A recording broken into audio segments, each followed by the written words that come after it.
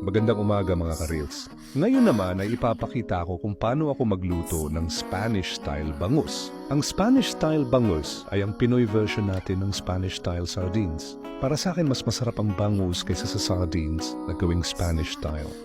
Tara, mag-umpisa na tayong magluto. Gumamit ako dito ng olive oil, pero pwede nyo rin gamitin ng vegetable oil. Lagyan natin ng carrot sa ilalim at isunod ang mga bangus. Mas masarap kung puro belly. Lagyan din natin ng black olives, isa ito sa nagbibigay ng unique na lasa. Then lagyan natin ng laurel, pamintang buo, pamintang durog at patis. Mas malasa kapag patis ang gagamitin. At syempre, lagyan natin ng sili.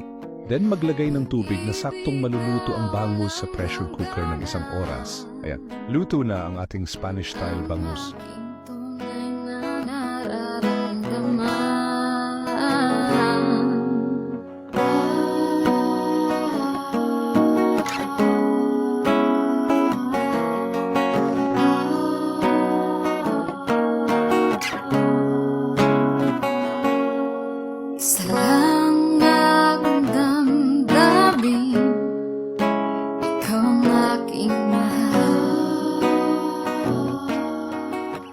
At kung umabot kayo hanggang dito, maraming salamat sa panunood nyo.